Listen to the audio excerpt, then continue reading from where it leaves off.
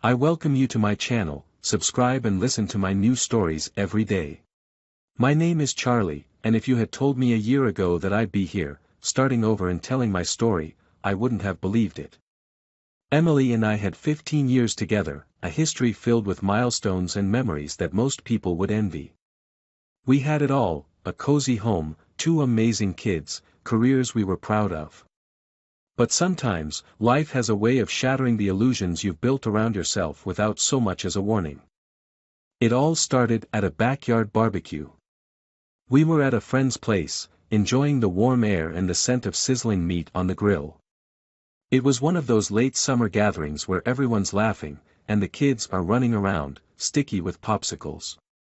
Emily was her usual self, the charming center of attention, her laughter bright enough to catch anyone's eye. But something about her seemed off, at least, it did to me. I caught her glancing at someone across the yard. Greg. He'd just moved back to town, and apparently, he and Emily had known each other in high school. He was exactly the kind of guy you picture, tall, smug, with the kind of confidence that only comes from getting everything he wanted his whole life. At first, I dismissed it. She was just catching up with an old friend. But then the glances turned into whispers, and whispers turned into longer conversations. Emily had always been the social one. She was the spark that made our lives feel lively. Her job kept her busy, as did mine, but we found time for each other. Or at least I thought we did. As the barbecue wound down, I found myself watching her more closely. Greg lingered as we all packed up to leave, giving her one of those prolonged goodbyes that made my stomach twist. Over the next few weeks, her behavior shifted. She'd smile at her phone and step away for calls she said were from work. On a few evenings, she started staying out late. Each time, she brushed it off, saying she had work meetings, happy hour with friends, the usual excuses. My mind was working overtime, rationalizing it all away. But no matter how hard I tried, something inside me wouldn't let it go. I wanted to believe that I was being paranoid, that I was jumping to conclusions, that maybe this was just a phase, a bump in the road. Then, one night, everything changed. Emily had gone out for dinner with some friends. She was getting ready in our bedroom, carefully choosing her outfit, applying a touch more perfume than usual. She turned to me, her eyes bright but distant, like she was looking through me rather than at me. She kissed my cheek and left, her heels clicking with each step out the door. That night, I couldn't sleep. Every sound in the house felt amplified, every creak and groan as restless as I was. Around midnight, I saw her phone light up on the nightstand. She must have forgotten it in her rush to leave. I knew I shouldn't, but my hand reached for it before I could convince myself otherwise. A text notification flashed across the screen, "Tonight was amazing, can't wait for next time," followed by a heart emoji. The contact name read Greg. My blood ran cold. I sat there, staring at the screen, my heart pounding. This was real. She wasn't just working late, she wasn't with friends. She was with him. I felt like the floor had been pulled out from under me. I didn't know how long I sat there, but when she came home, I was still holding her phone, the evidence flashing back at me, mocking the life I thought we had. She walked in, startled to see me still awake. She smiled that smile, the one she gave me when she wanted to distract me or dodge a question. But this time, it didn't work. I couldn't unsee the truth. I asked her outright, not caring how desperate I sounded. Her expression shifted, a mixture of guilt and anger. She tried to twist the narrative, saying I was suffocating her, that she needed space, that she'd been feeling lonely. It was the same tired story, the one that made her the victim and me the villain. In that moment, something snapped. The betrayal cut so deep that anger quickly replaced the pain. I realized that confronting her wouldn't bring me peace, it would only drag me down further. She'd made her choice, and she was never going to admit to the truth. If I wanted closure, I had to find it on my terms. The days that followed were excruciating. I'd see her every morning, getting ready as if nothing had changed, still playing the part of the devoted wife and mother. But I was different. I could feel myself hardening, preparing for something I hadn't yet defined. One afternoon, I found myself thinking about revenge. Not in the way you see in movies, with violence or rage, but something deeper. I wanted her to understand what she'd done, to face the consequences without knowing they were coming. I wanted control of the situation, not the chaos she'd left me in. That's when I decided to plan our family camping trip. As soon as I decided on the camping trip, I felt a strange sense of calm settle over me. It was like taking the first steps of a carefully crafted plan. Emily had always been the one to suggest getaways, and she loved the outdoors as much as I did, or at least, that's what I believed. I pitched the idea one night over dinner, keeping my voice casual, mentioning how it would be great for the kids and for us, a way to reconnect. She hesitated for a second, but then she gave me that soft smile, the one that said she was in. The weeks leading up to the trip felt surreal. I was juggling my anger, my sense of betrayal, and the careful details of my plan. Emily moved through the house with a breezy attitude, unaware of the cracks forming in our lives, or maybe just pretending not to notice them. I kept things steady, patient, putting on my best face each day, managing the kids, and giving her space when she'd head out for another work meeting or late night with the girls. The night before we left, I carefully packed the car. Emily was upstairs, probably making her own preparations or texting Greg. I added a few things she wouldn't think twice about, a set of tiny cameras, tucked into the camping gear, and a portable digital recorder. Every part of me itched to confront her, to end this sham of a marriage, but I knew I needed to go through with this. I needed to see the truth in full light, without the anger clouding my vision. There was a strange satisfaction in setting up the cameras, a feeling that maybe, just maybe, I'd finally regained control over a part of my life that had been slipping away. The morning we left, I watched her in the rearview mirror, her face calm as she scrolled through her phone, her lips curled into a small, private smile. I clenched the steering wheel, willing myself to focus. The kids were buzzing with excitement about the trip, and I kept up my end of the conversation, pointing out landmarks, talking about the campfire we'd have that night, the marshmallows and ghost stories. But my mind was miles away, lost in the purpose of this trip. We arrived at the campsite in the early evening. The kids ran off to explore, and Emily helped me set up the tent, chatting about the views and how much she'd missed being in nature. I nodded along, my responses automatic. It was strange, almost surreal, to be standing next to her, hearing her laugh as though we were still the happy couple our friends and family believed us to be.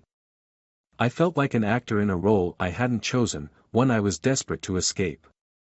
As night fell, we sat around the fire, roasting marshmallows, the kids laughing and getting sticky with melted sugar. Emily was telling a funny story about her childhood, her face glowing in the firelight. Watching her, I felt a pang of sadness, wondering when she had changed, when she had become this stranger. She caught me looking at her and gave me a puzzled smile, her hand reaching out to squeeze mine. The act felt hollow, an empty gesture from a person I barely recognized. Later, after the kids had gone to bed, we stayed by the fire, the quiet night settling around us. She leaned against me, wrapping her arm around my shoulders. We sat like that for a while, saying nothing, just listening to the crackling fire. For a brief moment, it felt like old times, like we were still us.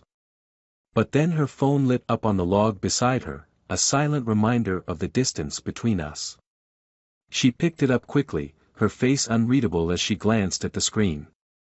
My stomach twisted, but I forced myself to stay calm. I didn't want to ruin the night, not yet. I decided to bring it up, a small test. "You've been really busy with work lately," I said, keeping my voice light. "You've been going out a lot." She looked at me, her eyes slightly wide, as though caught off guard. But she recovered quickly, smiling and shrugging. "Yeah, things have been hectic at the office. Just a lot of networking, you know." Of course, I said, trying to keep the bitterness out of my voice. As long as it's not too much for you. No, it's fine, she replied, her tone a little too breezy. She squeezed my hand again. I'm really glad we're doing this, though. It's nice to get away from it all. We sat in silence after that, both of us aware of the tension but unwilling to break it. I felt trapped, torn between the memories of the life we had built together and the betrayal that was tearing us apart. When we finally turned in for the night, I lay there in the dark, listening to her breathing, wondering if she was thinking of him even then. The next morning, I was up before dawn, setting up the cameras while she and the kids slept. The campground was quiet, the trees heavy with early morning mist, and for a brief moment, I felt a sense of peace. I positioned the cameras in places I knew she wouldn't notice, near the tent, by the picnic table, and in a few other spots around our site. If she tried to contact him, if she stepped away to talk or text, I'd know. As the day unfolded, I watched her closely. Every time she reached for her phone, I felt a surge of anticipation, waiting for her to make a move, to reveal herself. But she was careful, almost too careful, and I started to wonder if she knew, if she sensed I was watching. The day passed in a blur of hiking and swimming, the kids laughing and splashing, while I pretended to enjoy myself. But my mind was somewhere else, stuck on the weight, the need for proof. By evening, I was exhausted, both physically and emotionally. I started a fire, watching the flames dance, feeling the tension inside me rise with each flicker. Emily sat across from me, her gaze steady, but there was a guarded look in her eyes. I wondered if she was waiting too, bracing herself for a confrontation she sensed was coming. After the kids fell asleep, I sat alone by the fire, the weight of the last few days pressing down on me. Emily came out of the tent, her hair tousled, her expression soft in the firelight. She sat down next to me, her hand resting on mine. "You okay?" she asked, her voice quiet. I nodded, unable to look at her, afraid that if I did, the anger and sadness would spill out. She sat there in silence, her presence a reminder of everything I was trying to hold together. After a while, she got up, saying she was going to bed, leaving me alone with my thoughts. When I finally crawled into the tent, she was asleep, her breathing steady and even. I lay beside her, staring up at the shadows dancing across the fabric, feeling the weight of betrayal settle over me like a blanket. I knew that this trip was just the beginning, a first step in a journey I hadn't wanted to take. But as I drifted off to sleep, I felt a strange sense of calm, knowing that soon enough, she'd have to face the truth too. The morning came crisp and clear, but it felt heavy. I woke up early again, the others still asleep, and took a walk along the trail that looped around the campground. I tried to clear my head, to calm the mix of anger and dread that had taken root in me. My plan was in motion, but I could feel a wariness hanging over the day. I kept thinking about Emily's silence, her careful words. It felt like she was managing me, keeping her distance without drawing any suspicion. When I returned, Emily was up, standing by the fire pit, poking at the embers from last night. She looked up when I approached, giving me a tired smile. I wondered if she'd slept at all, or if her mind had been racing like mine. I forced a smile back, trying to keep things easy and light. If she knew I was onto her, she wasn't showing it, but my gut told me she was hiding something. We spent the morning having breakfast and making plans with the kids for the day, canoeing, exploring some nearby trails, the usual activities. Emily seemed calm, relaxed, even playful with the kids. Watching her, it was almost easy to forget everything. Almost. But every time she looked away, every time she stepped away to check her phone, that ache in my chest sharpened. When we reached the lake, we rented a canoe. I helped the kids in, but something about the quiet of the water and the open space made the tension in me feel amplified. Emily sat in the back, paddling in rhythm with me as we glided across the water. She laughed with the kids, pointed out ducks gliding by, a family of turtles sunning themselves on a log, all with an ease that made me question everything again. How could she sit there, beside me, looking so happy and at peace, while carrying on with someone else. It started to cloud over by early afternoon, a storm brewing in the distance. We packed up and headed back to camp to beat the rain. The kids were exhausted from the day, and while they took a nap in the tent, I stayed outside, tending to the fire and keeping an eye on Emily, who had wandered off toward the bathrooms, her phone in hand. I watched her disappear around the corner of the trail, feeling the familiar bitterness stir in my chest. When she came back, I casually asked, "Everything okay?" watching her reaction closely. She hesitated, just for a second, before nodding. "Yeah, just checking in with my mom," she said, her voice smooth, her smile effortless. But there was something in her eyes, something guarded, even calculated, that didn't sit right with me. I nodded, pretending to accept her answer, but I could feel myself shifting, calculating my next move. I didn't want a confrontation here, not in front of the kids, but I was done pretending. The proof I had from that text on her phone was enough, but I wanted her to say it. I wanted her to look me in the eyes and admit it. As I sat there, the storm rolling in over the mountains, I decided I wouldn't wait any longer. Later that evening, once the kids were tucked in, I asked her to take a walk with me. The campground was quiet, the rain holding off for the moment, a soft drizzle making the leaves glisten in the last light of day. She looked surprised but agreed, slipping on her jacket as we stepped out into the dusk. We walked in silence for a while, the crunch of leaves and the faint hum of insects filling the air. I felt her glancing at me, maybe sensing that something was coming, but she said nothing. When we reached a clearing by the lake, I stopped, turning to face her. "Emily," I said quietly, "we need to talk." Her face froze, her eyes flickering with something that looked like fear, but she quickly covered it up with a small, cautious smile. "What's on your mind?" she asked, her voice soft, almost too controlled. I looked at her, trying to find a trace of the woman I thought I knew. "Do you think I don't know?" I asked, my voice calm but steady. "Do you think I'm that blind?" She flinched, her gaze dropping to the ground, and for a long moment, she said nothing. I could see the wheels turning, her mind working to find a way out, but this time, I wasn't going to let her dodge it. "Charlie, I don't know what you're talking about," she finally said, her voice too light, too dismissive. But her eyes didn't meet mine. I took a breath, the weight of the last few months pressing down on me. "Emily, I found the texts. I know about Greg." Her face went pale, her mouth opening and closing as she scrambled for a response. I watched her, feeling a strange mix of anger and satisfaction as she struggled, the truth finally staring her in the face. She looked up at me, her eyes wide, a mixture of shock and panic. How did you?" "It doesn't matter how," I interrupted, my voice cold. "What matters is why, Emily. Why would you do this? After everything we've built, everything we have." Her shoulders slumped, her face crumpling as she took a shaky breath. She looked away, the weight of her guilt finally visible, something I hadn't seen until this moment. I don't know," she whispered, her voice barely audible. "It just happened." "That's not good enough," I replied, my voice sharp. "You don't just fall into something like this, Emily. You chose this." She stared at the ground, tears forming in her eyes, and for a moment, I almost felt sorry for her. Almost.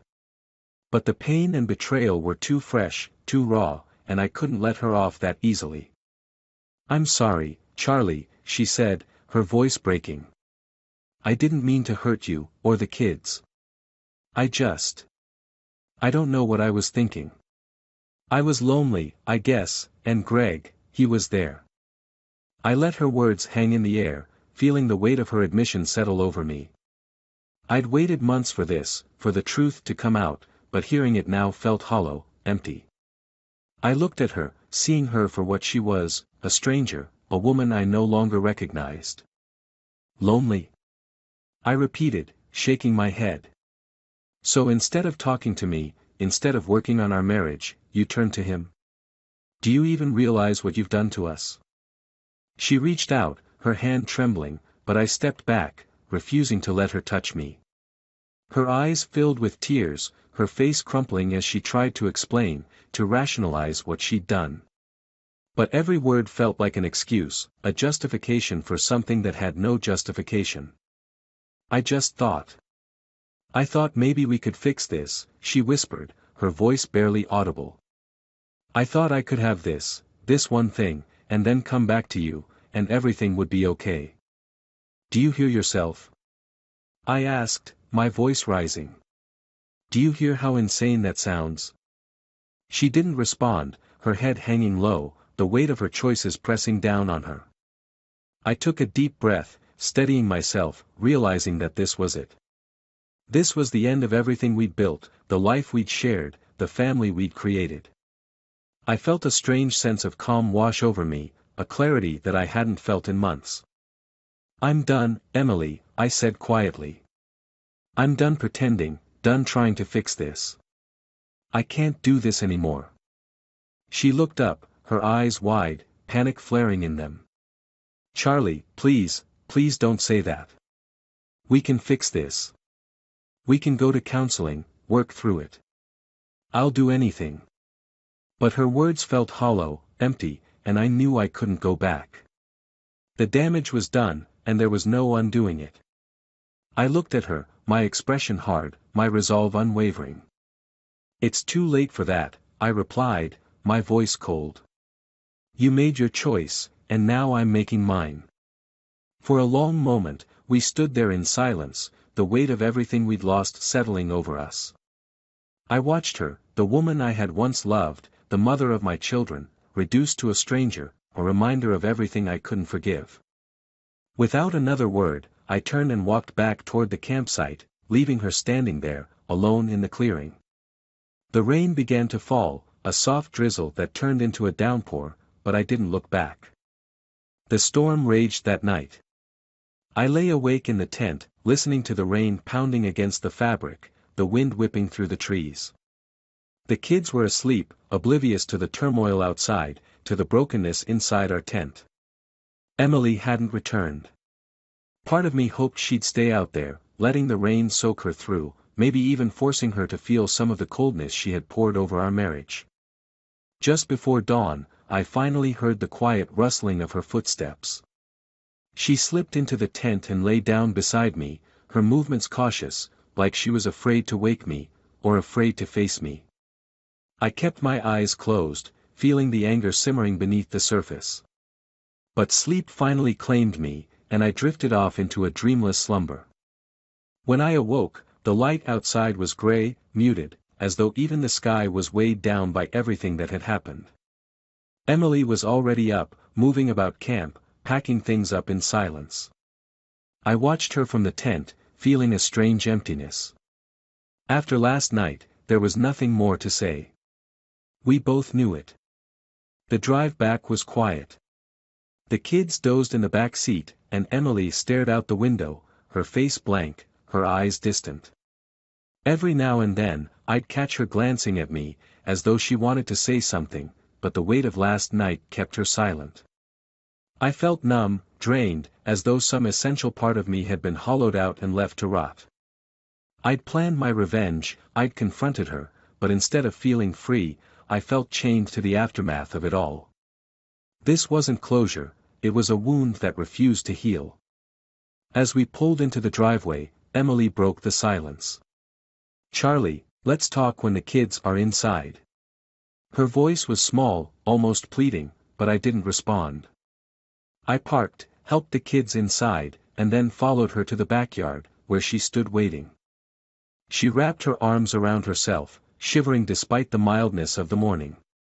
Her face was pale, her eyes rimmed with exhaustion. She looked at me with a weariness that mirrored my own, and for a moment, I almost felt sorry for her. But then I remembered the betrayal, the lies, and the sympathy vanished. Charlie, she began, her voice cracking, I know you'll never forgive me. I know I destroyed everything we had. But before you make any final decisions, there's something you need to know. What? I replied, my voice hollow. Another excuse. Another reason why this isn't your fault. No, she said, shaking her head. No more excuses. Just the truth. I crossed my arms, steeling myself. Go on, then. Let's hear it. She took a deep breath, her hands trembling.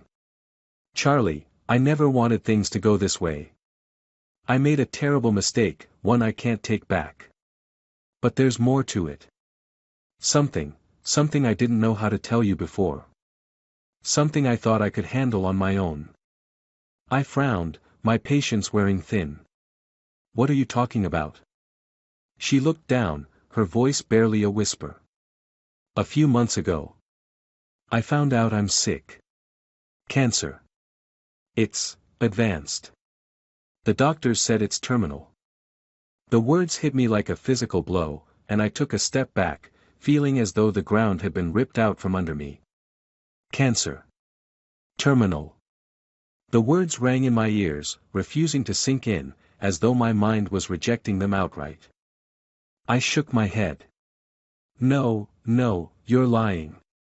This is just another story, another manipulation to make me feel sorry for you. She looked up at me, her eyes filled with tears. I wish it were, Charlie. God, I wish it were a lie. But it's not. I've been trying to deal with it, trying to figure out how to keep things normal for the kids, for you. That's why I pulled away, why I started doing things I shouldn't have done. I was scared. Scared of leaving you all behind, scared of the pain, scared of losing control over everything I love. I stared at her, numb as the pieces started to fall into place.